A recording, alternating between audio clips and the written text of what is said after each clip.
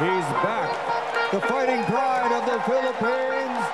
November 24, 2013, nang masungkit ng ating pambansang kamao ang nooy bakanting WBO World Welterweight title laban sa Amerikanong si Brandon Rios via unanimous decision sa Kutay Arena, Venetian Resort sa Macau, China.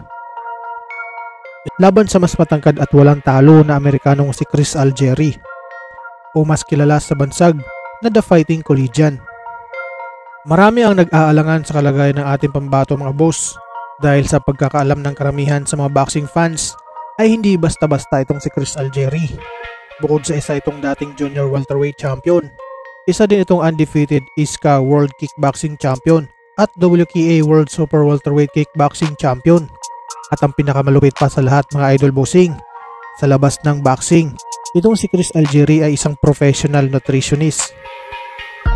Kaya naman, laging nasa kondisyon ng pangangatawan nito na handang durugin ang ating pambansang kamao.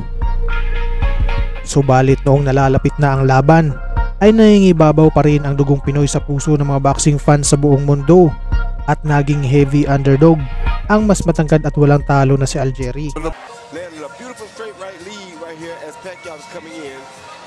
Right down the pipe, just to give a little respect to that Pacquiao.